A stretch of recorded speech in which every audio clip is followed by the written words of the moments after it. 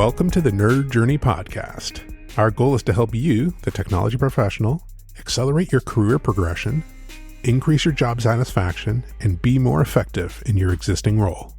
We want to bring listeners like you the career advice we wish we'd been given earlier in our careers. I'm John White, at VJourneyman on Twitter, sharing co-host duties with Nick Cordy at NetworkNerd_. We're two former IT operations guys who have moved on to pre-sales roles with technology vendors. We have our opinions, but we also like to highlight the journeys of others and see what we can learn from them. We'd also like to ask for your feedback to make this a conversation, not a one-way broadcast. Email us at nerdjourneypodcast@gmail.com or DM us at nerdjourney on Twitter. So come join us on our nerd journey. Let's take a trip. Episode 317. Here we go. How you doing, John? Doing well, Nick. It's great to be meeting with you again. Yeah, it's just you and me this time. We don't do that very much. We need to do it more. I feel like we have a lot of things that we come up with, ideas, and then we never take the time to flesh them out, or maybe they feel too related. But be that as it may, we're doing it today. Let's try to do it more. Sounds good. We're both going to be guests today, everybody. So tell me the idea of this episode, Nick, because I think this is closely tied to a personal experience with you. Yeah, so let me frame it up like this. My wife and I like to go on cruises, and there was this special panel discussion with the captain and his officers. They were talking about what their jobs were, what their careers were. It was fascinating, okay? But even better, when I got the idea for this topic, was during the open Q&A session, and somebody in the audience said, "Hey, Captain," or whomever, "what is the role of the harbor pilot that boards the cruise ship before we dock in every port?" And the answer to that question and the collaboration between the captain of the cruise ship vessel and the harbor pilot to be able to dock the ship at a port, it gave me an idea about searching for jobs and how this could apply to our careers. Interesting. So it's that captain of the ship collaborating with the harbor pilot at any given harbor. Like that is the analogy between, the captain being the job seeker, I'm taking it, and then having like a coach or something at the company. A coach, a Sherpa, someone to guide you with expert knowledge of where you're headed. Got it. But it's the meshing of the two that gets safely ported at a stop. Nice. So what is that like job responsibility, the split between the captain of the ship and the harbor pilot? So the captain knows everything about the vessel, right? They're in charge of operations. They know the capabilities of the ship, what it can and can't do while you're in port, the navigational maps that it's planned out in terms of the approach that it was going to take to dock at the port. It has an entire bridge team that is working to operate the ship. And so the harbor pilot, they know the port, the weather patterns, and they are in charge of bringing their localized expert knowledge of that port and all the ships that they work with docking at that port to help the captain of the ship dock the boat. The captain makes the final call. That's a really important one. Regardless of what the harbor pilot says or brings to the equation, they're team members, right? It's like a partnership. But the captain has to be the one to make the final call as to what will be done to dock the boat. And it could be in line with what the harbor pilot says. It might be slightly in conflict because some knowledge they have has to be applied to what the ship can do. That makes sense to me. The implications of that, there's several that I can see. One, the emphasis on the collaboration between the two roles, but then also the captain really having ultimate responsibility for the outcome of the ship, regardless of who it is that they're collaborating with. That's right. You're the captain, you're ultimately responsible, right? Mm-hmm. Just like if we are job seekers or managing our own careers, we are ultimately responsible for the outcome of that career. 100%. The decisions that the captain makes have to own them. That's right. Even if we got advice from a harbor pilot and followed it. That's right. So what would be some mistakes that we could draw on in this analogy? I mean, immediately the first one that I can see is not treating the collaboration like a collaboration and not really taking ultimate responsibility, is like maybe just handing over responsibility for the harbor part of the journey to the harbor pilot and saying, well, like, this is the expert. I'll just do whatever they say. I'm essentially a passenger now. What's the analogy for that in a job seeker or a career management? I would say it's going wherever the wind blows you and just taking things that, number one, come your way only, right? You're not actively seeking out new things. But it could also be you didn't do any planning. The captain has to chart the course for the entire voyage and all the places they are going to stop and the routes that they're going to take and the order that they're going to go in. So if you're seeking a new role at one or more companies, it would need to be that you've taken the responsibility to do some of that research about the company. What is it like that you can glean from websites and things like that? What is its culture? What types of questions do you want to ask in your interview? Are you going to be prepared for asking the right questions, answering the right questions, whether it's technical, cultural fit? Do you know how to ask questions that suit the way you work best? Kind of like we talked with Skye Watterson about not so long ago.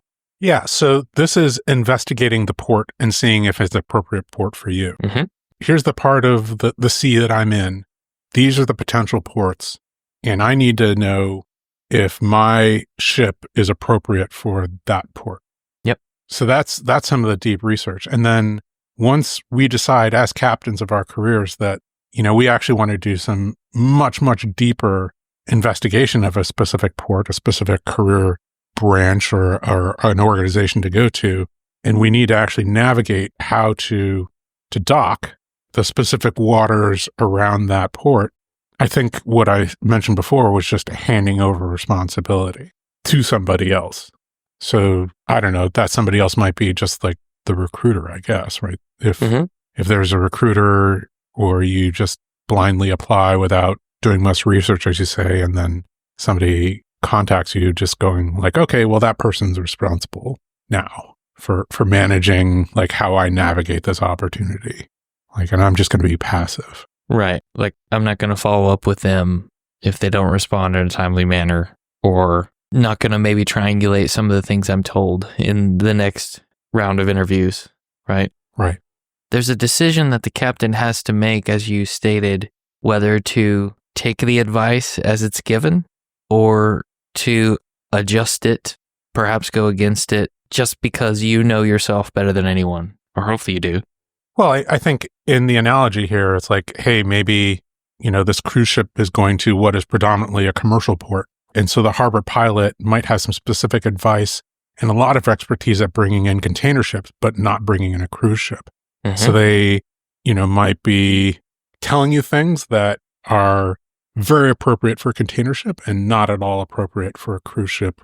And you as the captain of your own ship have to know your own capabilities and how they differ from maybe the typical person, or typical applicant, and how the reasons behind the advice that you're given result in custom actions taken by you, not just generic actions. And I can give you an example.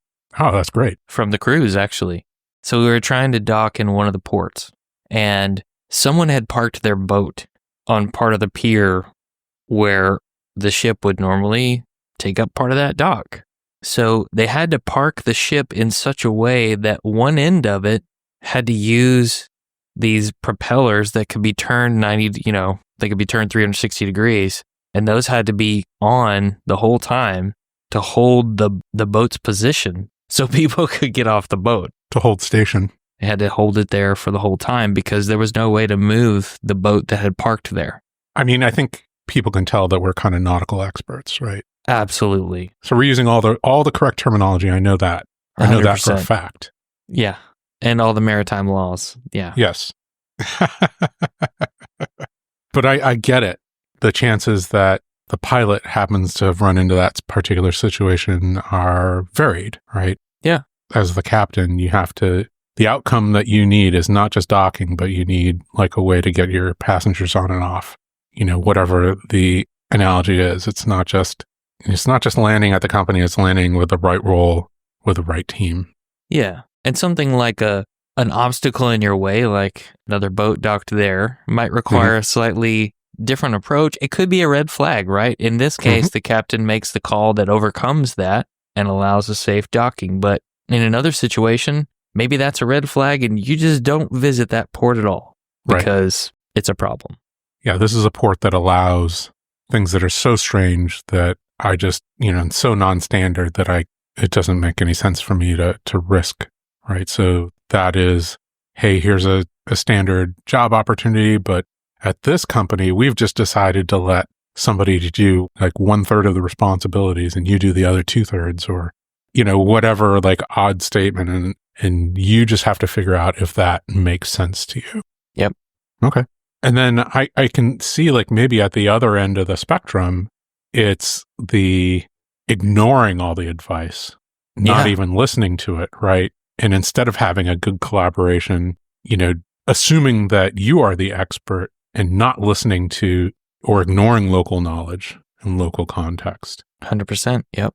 So you take too much control, don't seek advice or don't even listen to advice like that's offered. And how many times have you visited that port as the captain? Right. Compared to how long you've just spent on the ship in general. Yeah. A person who literally docks ships at this port every day and that's their career. Yep. That's their and job. You're deciding that you are a bigger expert than they are, that they don't have anything to add to your expertise of the ship. I can see that would be a big mistake. 100%. I think I've definitely sometimes made that mistake myself.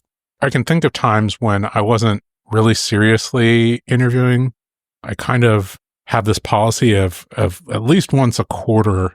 I try to do it once a quarter, but more like once every half. If I get a recruiter reaching out to me about a role, that I try to listen and engage and talk to understand more about the role and to keep my, hand with interviewing in, because, that's a skill that needs to be maintained. Mm-hmm. And sometimes when I've done that, I've approached it knowing that I really wasn't seriously looking and doing absolutely no work to try to find out more about the organization, to do all the things that I would do in an actual serious interview. So now I'm practicing, but I'm not actually practicing because I'm not doing the things that I would do in an actual interview. I'm not taking it seriously. I'm not doing any preparation. I'm not even looking for a pilot. So it just feels like I've certainly made that mistake before. And I mean, to your point, you have people, recruiter or whomever else from a company, reach out and suggest, hey, this seems like a fit. Sometimes they're right on, sometimes they're way off. And I have had instances where it seemed like it'd be interesting to go and have a conversation about, but things are just too busy and I didn't follow up. I said thank you, but I just couldn't at that time.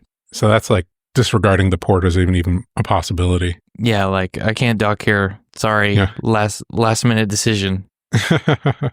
Or at least I can't dock here right now, maybe on the next cruise. Would it make sense to transition and kind of investigate this idea of the harbor pilot and what that person would look like at any given company? Absolutely. Really, it could be anyone who works at the company or even has worked at the company. Somebody with knowledge about how they run things internally, what a role is truly like, and some of the processes. So if you are able to connect with people who have some of that specific knowledge, like knowledge of the port, then you can make a little bit more informed decision, but you can also set the right expectations. I don't want to expect that we can dock the ship at 7 a.m. for everybody to get off for 8 hours or whatever. But, the harbor pilot actually says it's going to take longer than that, and it's probably going to be like 8 or 9:30. But if I don't bother to find that out, I'm going to have some unmet expectations along the way. Yeah. That makes absolute sense. Somebody who knows what the process looks like, knows maybe internal priorities and how to navigate those priorities, who can give you good advice. And something that you said was interesting is somebody who maybe doesn't even work there anymore, but went through the process once, maybe who had that role, so has, gone through the process, maybe who has done the technical screen for that position before. There's all kinds of people that you can get advice from. And I would say if you pick someone in that category, you probably want it to be someone who's gone through it semi-recently.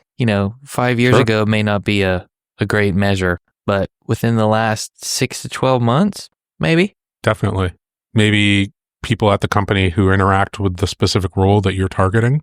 Good point. If it's sales engineering and you happen to know somebody who is a technical account manager or works in professional services, then yeah, they should have some interaction with people in the sales engineering role, for example. Mm-hmm. Or if it's, I want to be a cloud engineer, well, there are going to be other teams within the company that interact with that person. Maybe it's an IT operations person. Maybe it's some type of architect role, a storage or network specialist of some kind, maybe even security. Yeah, definitely.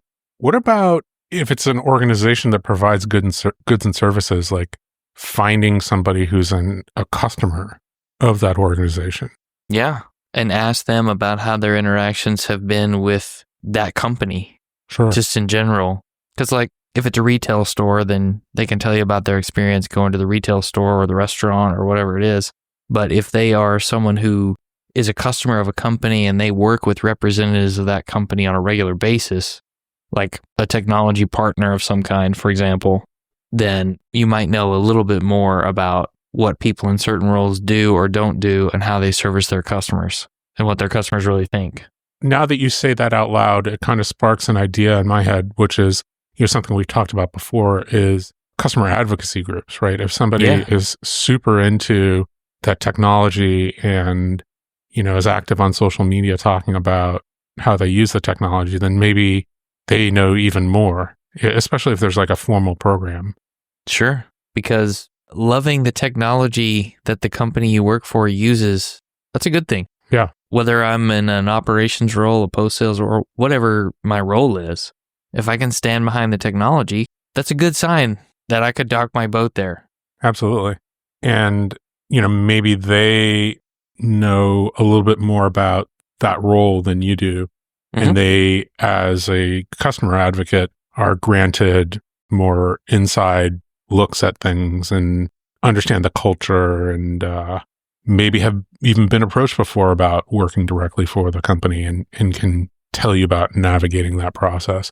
Or they can connect you with somebody who actually has that role and does that job and can act as an intermediary to get you more access. This is where you're probably looking for your immediate professional network first and thinking about, number one, did I keep my connections hot? Hopefully I did. But hopefully you had the rapport with somebody that you're connected to just, can I ask you some questions? Here's what I'm doing. Kind of like Ramsey was talking about not so many episodes ago. Can you spare a few minutes? Here's where I am. Here's what I'm trying to do. I'd love to ask you some questions. You can offer to buy them coffee or not, or all they can say is no. It's funny that you say that because people have reached out to me. And I guess now that I think about it, in this situation, I have acted as a harbor pilot, right? You were my harbor pilot. Oh, that's a good point. Yeah. Right. I referred you in and then kind of walked you through the interview process and helped explain what the expectations were and, what the steps were and probably what people cared about. Now, whether or not you had the skills to fulfill those things, that was up to you. You were still the captain. That's a really good point. But, I would say even more recently than that, people have reached out and asked about a role, whether or not I was the hiring manager. And I could say, well, hey, I'm not the hiring manager for that role, but I'm happy to jump on for 15, 20, 30 minutes and tell you what I know about the organization because I do work here. I don't work in that specific group, but I can tell you about the ins and outs and the politics of the organization, so on and so forth. And maybe the type of skill set people are wanting for that role, how it's evolved over time based on the company's direction. Some of the stuff that might not be in the job description, let's just say. Or the words that are in the job description are there, but they mean a very specific thing within the organization. Ah, yeah. I remember when I was at Google, one of the interviews was for how googly are you? And that meant a very specific thing at Google. And it's like, can you articulate that for me? And it's like, yeah, it actually says it, googly right here. this is what googly means. And it still doesn't necessarily sink in until you're inside. And then, obviously as sales engineers, like a very big part of what we do is to be able to articulate, technical language to other people. So absorbing it and then being able to reframe it in a way that they understand it was, helpful in that specific case. But, I'm sure that everybody, has a version of that, right? Where an organization might say something like, we're looking for people who can embrace change. Well, what does that mean at that organization? Does embrace change mean your job title and job responsibilities might shift every 6 months? Does it mean that you might have a different manager every year? Does it mean that you might be expected to, move out of the metro area based on shifting market forces? Like what does embrace change mean for that organization? Sure. And they might explicitly say embrace change, but you just don't know contextually what that means, and you need the harbor pilot to tell you. The context, yeah. They give you more context about where you're going. Right. And I think a recruiter can fill the role of the harbor pilot. If you get a really good recruiter, and I've been in situations where I was interviewing and I had an excellent recruiter. Mm-hmm. They talked to me kind of at almost every step along the way, told me what to expect. And I think some of it may be determined by how well you hit it off with this person. Absolutely. Regardless of what they do at the company, if you've built a rapport with this person, that might very well lead them to get you connected with someone who can help you better than they can. And you might not even have to ask them to do that if you have a really good rapport and you just tell them your situation. Yeah, absolutely. As systems engineers, like if you have that somewhere in your title or historically, like oftentimes you'll get recruiters recruiting you for an industry that uses that term differently. In some manufacturing industries, there's a role called systems engineer, and they are responsible for integrating the hardware manufacturing with the software engineering teams. As one example of something that systems engineer might mean. I'll get those and I'm like, hey, oftentimes I'll respond saying like, I think, you're making a mistake with the meaning of my title. I'm in the sales organization. And I've had people who've kept the conversation going even after that, going like, I think that, maybe, your understanding of what our job role and what the job listing is not correct. And I'll keep going and hop on a conversation and hop on a meeting and explain what it is that I've done. And then they'll understand why it's not a match. But I've taken the time, oftentimes, especially if it's at an organization that I think, well, hey, maybe it would be good to have a recruiter on my side at that organization, because maybe I'll be interested in being there or interacting with somebody there in the next 10 years. And, that person is going to remember me and maybe be able to introduce me. So I've still done that and gotten like a really positive response from that, especially when I'm polite and, very open. Like, recruiters in California where I live, for example, are not allowed to ask you what your salary expectation, like what you make. And because I don't necessarily want to leave my job or care to, join their job, I can make their job very easy by being very upfront and open with what I make right now and, help them to qualify me in or out very, very quickly just based on that salary expectation. It's like, A, I don't think it's a match. B, this is what I'm making and your job description is, well below that. And C, like, I'm not sure that, there's anything here that would make me excited enough to take a pay cut. There Right. might be situations where I might be interested in that, very excited. Sure. But this one isn't one of them. And then maybe I'm mistaken and they're just bad at writing job descriptions and responsibilities. And there's an amazing opportunity here. So if it's the right organization, I just might follow up. The more vested a recruiter is in landing you, the better of a job pilot or a harbor pilot that they're going to be, right?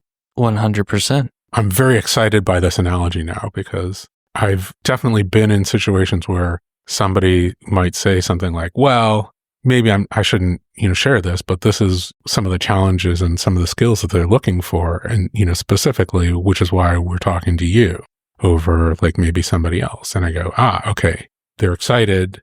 They're sharing a little bit more. maybe they're not supposed to, and maybe that is, just smoke.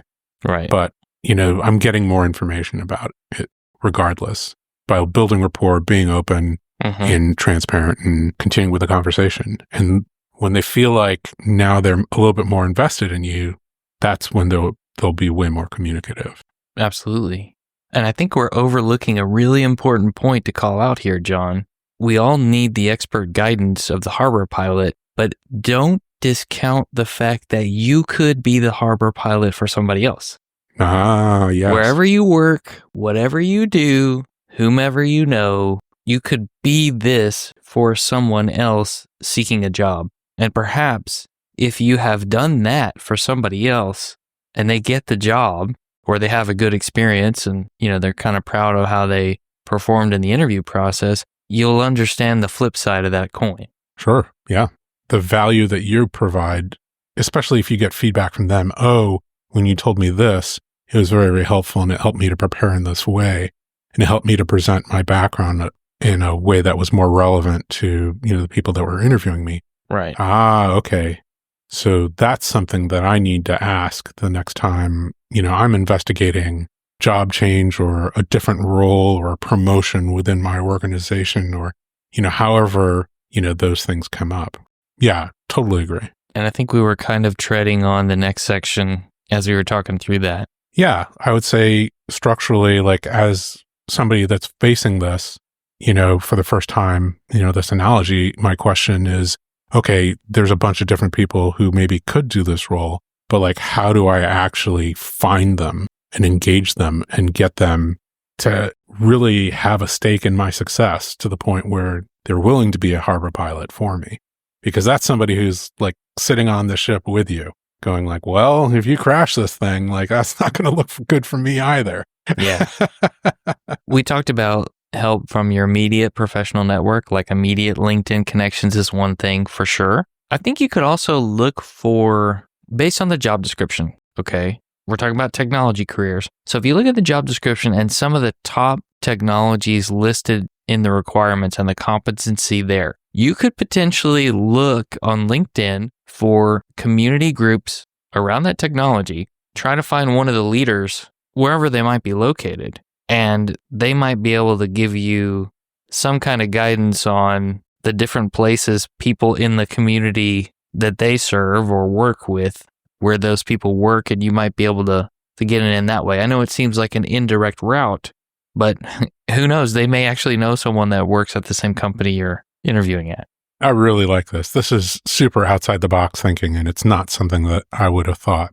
I think I've talked like, hey, I work at Nutanix, but I don't think that I thought to look for like a Nutanix user group, or just maybe a general virtualization group or a hyperconverged storage group, and to get like that community's point of view on Nutanix as a vendor, as people that they've dealt with, dealing with a sales organization, whatever that might look like.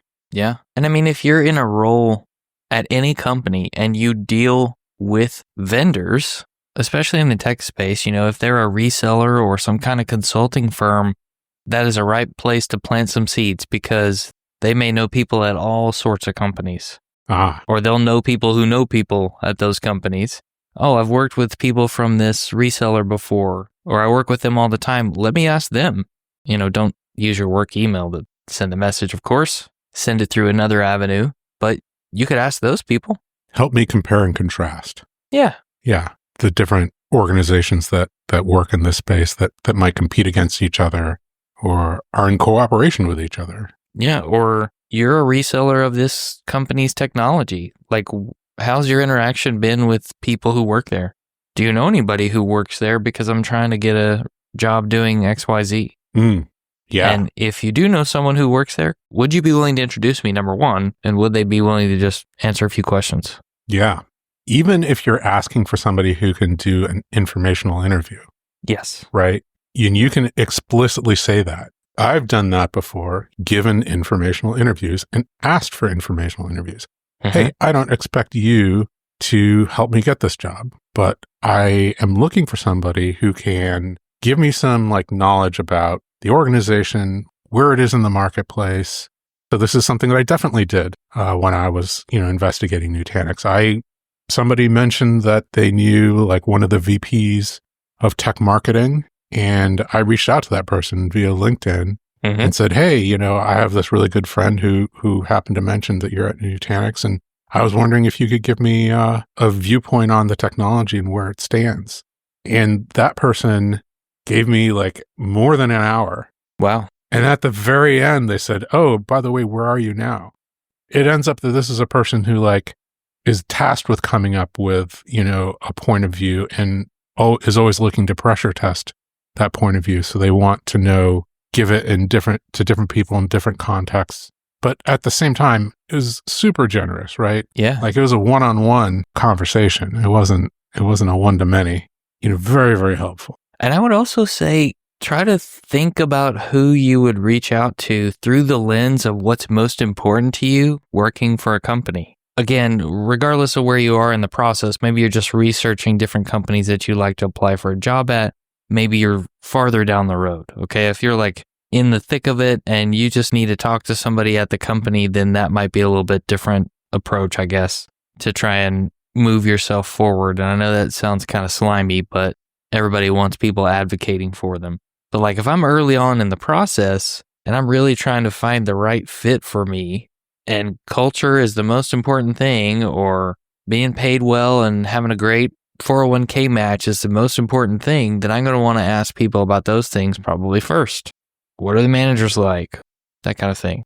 Yeah. And if you're actively managing your network and reaching out to people, asking how they're doing and engaging with them, figuring out what it is that they're doing and, the ins and outs of their experiences with organizations and culture and how they've navigated their careers, and genuinely listening, then over time, you're going to build up a book on different people and what they care about.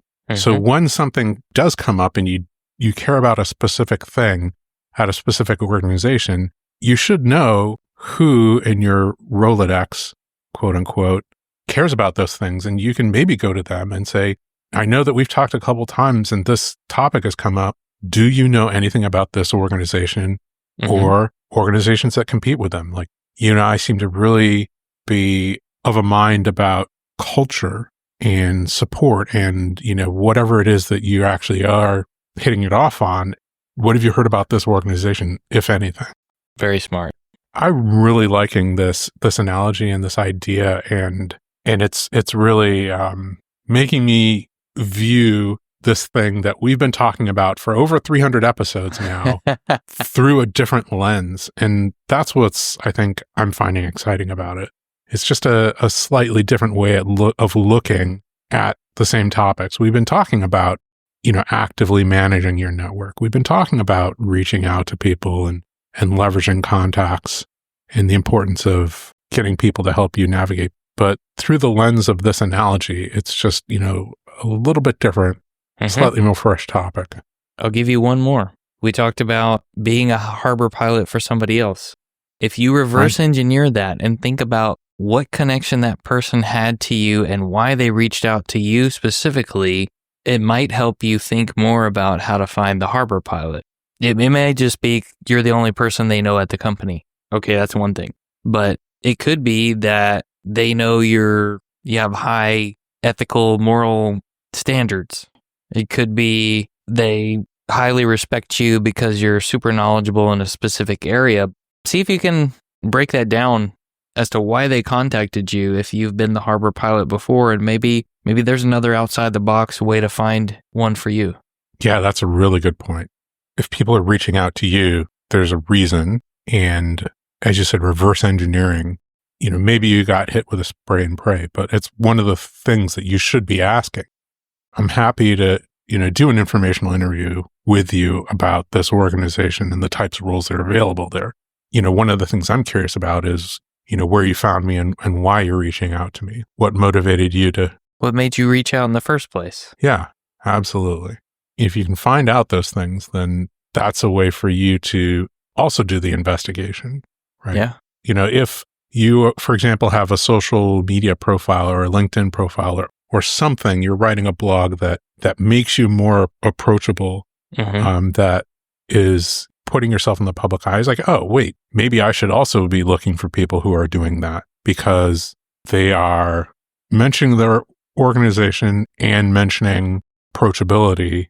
That makes them discoverable, right? And am I doing the right searches to find those people? If you ask the people who reach out to you for help some questions about the why and their motivations and what they want to do, it actually helps you just learn to be a better interviewer and sharpen those questioning skills for when you are in the interview. Yes. Because what absolutely. Are they doing? They're interviewing you, right? Right.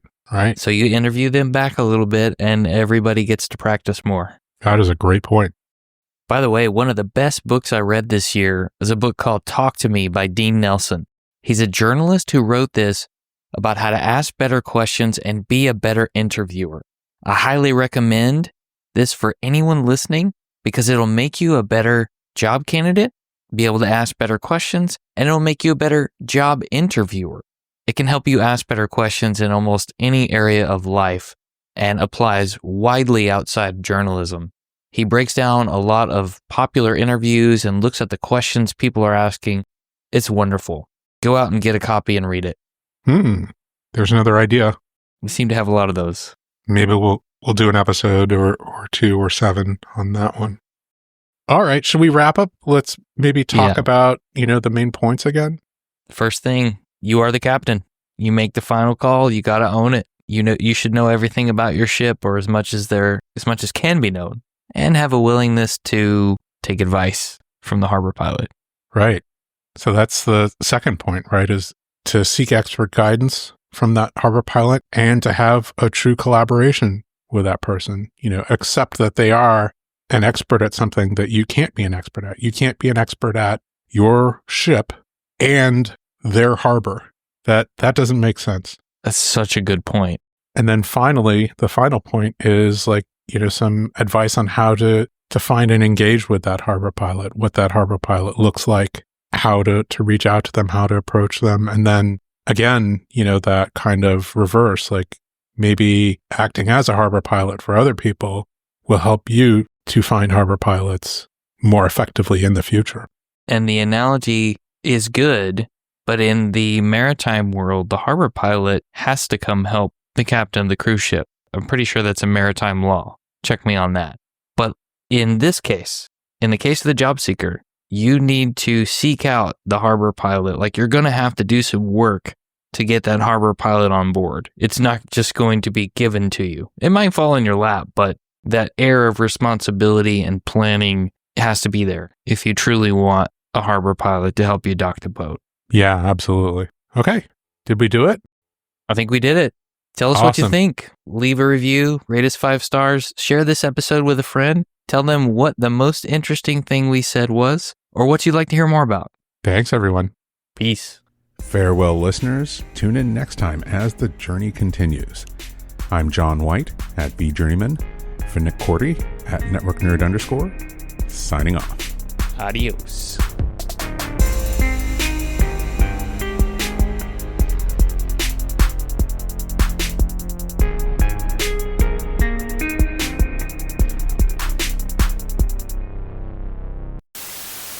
Maybe we'll do an episode or 2 or 7 on that one. Who knows? We can't nail down the number. That's what's great about not yet having released the next episode after this, right? Episodes 320 through 327. Yeah, 320 through 400. We're changing the podcast. It's just a reading group about this one book. Man, that'd be a lot of stuff.